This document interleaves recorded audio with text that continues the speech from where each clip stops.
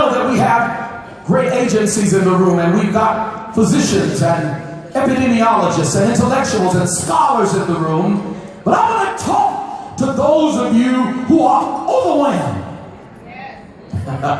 Overwhelmed by the information.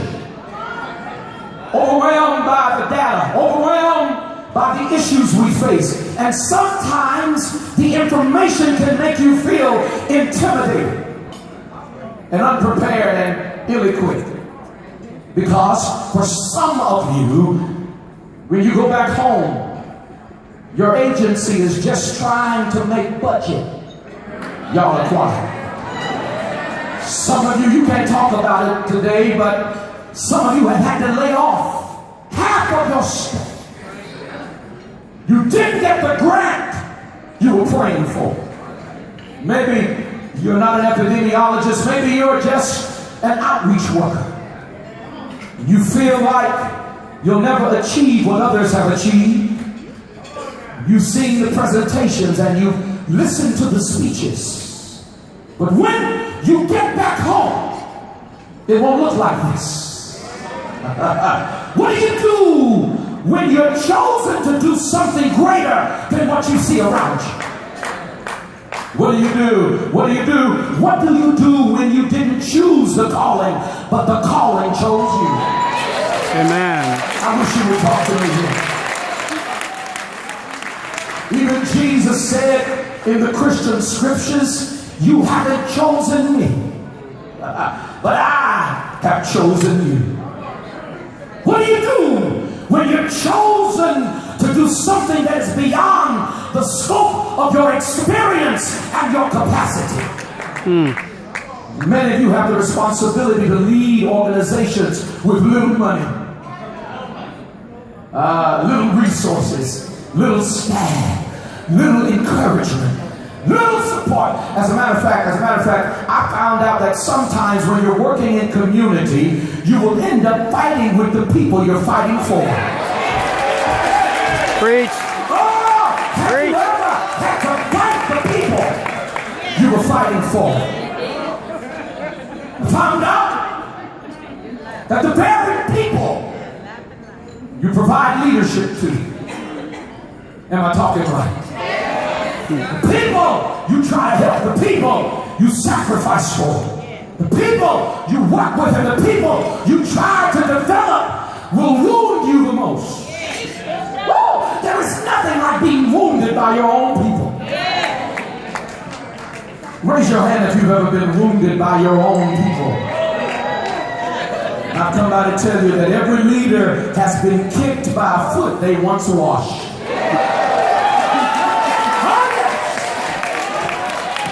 Every person in this room has been wounded. But I've come by to tell you, look at your neighbor and say this: you've been wounded in all the right places. You've been wounded in all the right places. You'll get that on your way home. Everything you've been through has prepared you for this moment. The rejection prepared you. The hurt prepared you. Even your crazy ex prepared you. Oh, you never had a crazy ex? Every experience you've gone through has prepared you for this moment. If God has the power to choose you, God has the power to equip you. My father and my grandfather built houses. What I learned growing up is that a builder never just builds a house on the ground. The builder never just builds the house on the dirt. The builder never just builds a house. Before they build the house, they lay a foundation. We're in church, you talk back to me.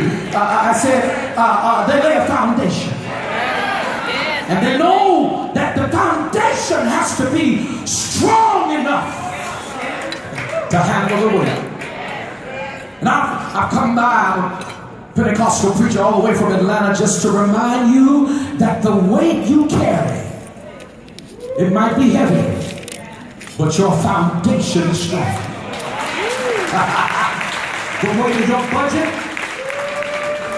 the weight of competing for funding, the weight of making payroll, the weight of just making a difference. I've come by to tell you, God would not put it on you if God did not put it in you.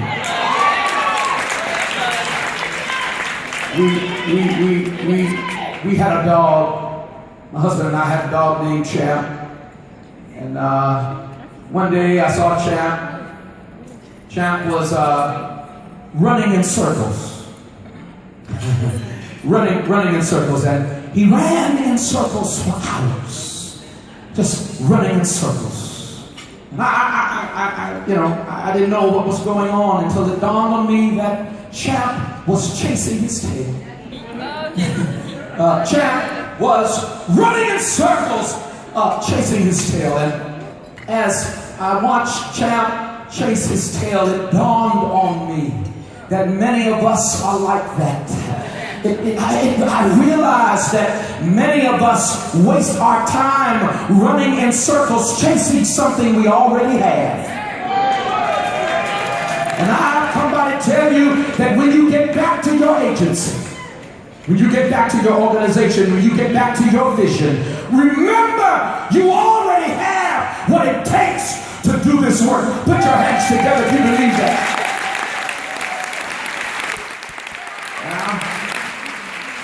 Back home, I will be giving my first few points. We have a shouter in the room. That's good. Yeah. Let me give you my 3 points and I'll sit down. I have 3 points that I want to give you, and then I'll sit down. 3 points for all of the chosen people in the room. The first point is this. Repeat after me. It's not about skill. It's not about skill. It's all about will. Say that again. It's not about skill. It's about will. I want you to know it's great to be skilled in what you do.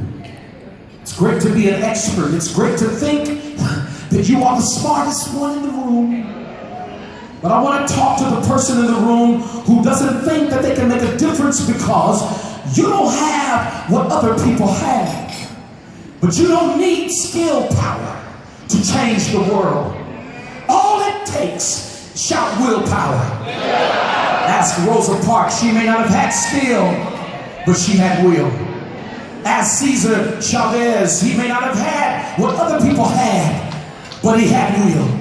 Ask Fannie Lou Hamer. She may not have had the skill that others had, but she had the will. Ask Act Up. They had the will. Ask Barack Obama. He didn't have the skin color of his predecessors, but he had the will to be what he was called and chosen to be. God doesn't call the qualified. God qualifies the call. Yeah.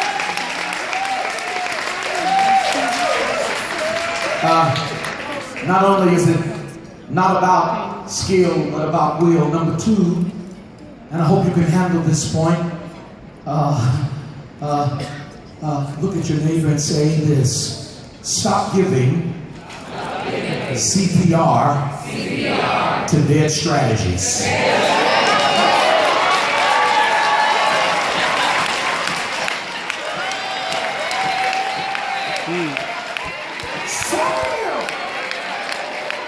You're giving CPR to something that's dead, to a strategy that doesn't work anymore. And I want to challenge you today. Don't be afraid to do new things. I know you can't really say amen about that. Don't be afraid to be innovative. Don't be afraid to challenge your vision. See, if we're going to have an AIDS-free generation, we've got to challenge ourselves to be willing to change strategies that are not working anymore. Amen.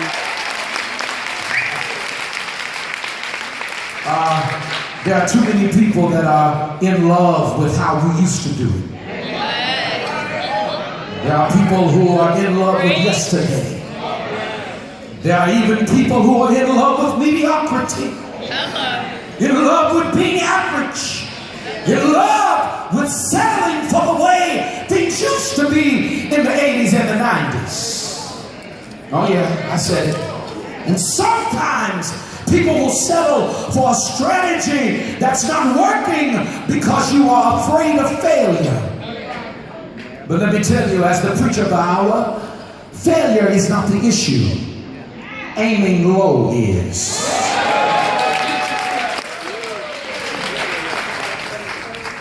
Say this with me from now on. I need everybody to say it. I'm almost done. Say, from now on, I will allow my faith to be dangerous. Not only is it not just about skill, but about will. Not only should you stop giving CPR to dead strategies. I don't know who this last point is for. I feel like preaching, but I don't have a Hammond organ with me. I don't know who this is for. And it may not be for you. Don't be selfish. There's somebody at your table that needs to hear this last point. And I won't trouble you anymore. Would you tell the people around you this? Tell them this. Tell your neighbor this. Quitting is not an option. Quitting is not an option. Oh, quitting! Y'all don't hear me. I know some of you have been doing this 30 years, 20 years, 15 years, and you're tired. You're tired of dealing with crazy folk.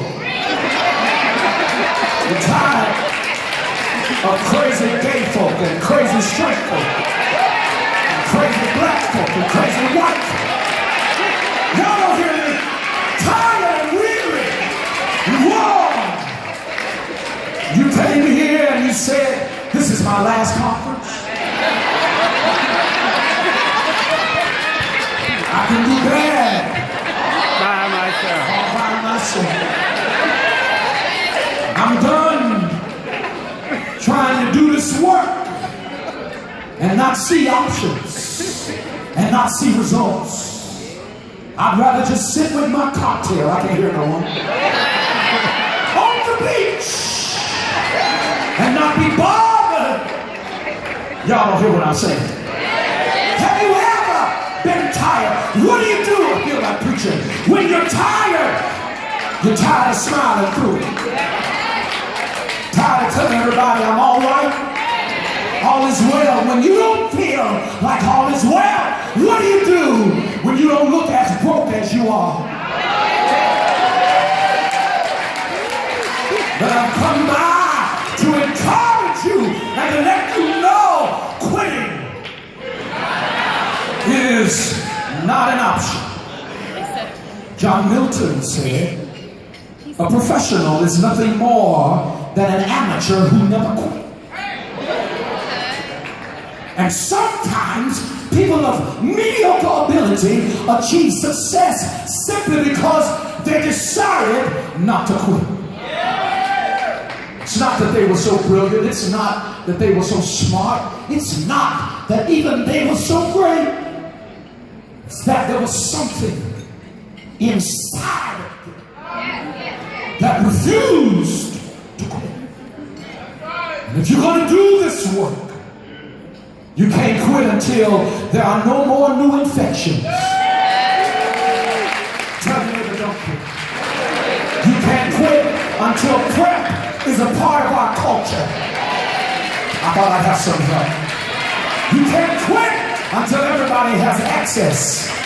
You can't quit until there are no more stigmas and no more disparities. You can't quit. You can't quit until Black Lives Matter. Until women's lives matter. Until trans lives matter. Until gay lives matter. Until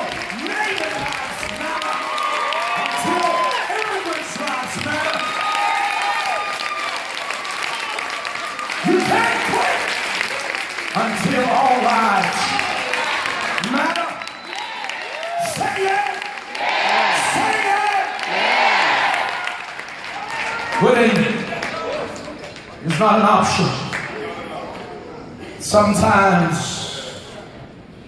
those of us who've been working in HIV and AIDS are just as broken as the people we serve.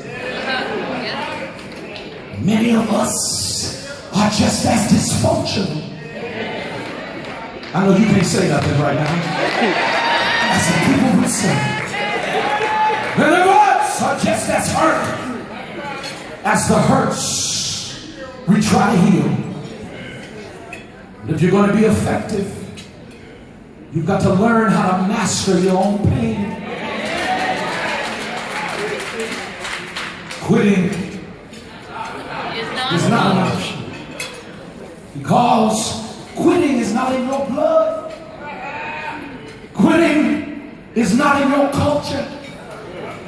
If you want to quit, every time you want to throw in the towel, think about your ancestors. My ancestors were brought here on slave ships, but they didn't quit. The slave master tried to whip it out, but they didn't quit. The Klan tried to burn it out, but they didn't quit. Jim Crow tried to lynch it out, but they didn't quit. Waterhole tried to water it out, but they didn't quit. Police brutality tried to beat it out, but they didn't quit. And not too long ago, a young man walked into Emmanuel AME Church, and he tried to shoot it out. But bullets can never kill the human soul. Nothing can stop it. Will you tell your neighbor for the last time, nothing can stop you? The great Maya Angelou said, still I rise. You may write me down in history with your bitter, twisted lies, but still, where are my church people at? You may tread me in the very dirt, but still I rise. You may shoot me with your words. You may cut me with your eyes. You may kill me with your hatefulness. But still, I wish you would say, still I rise. I'm bringing the gifts that my ancestors gave.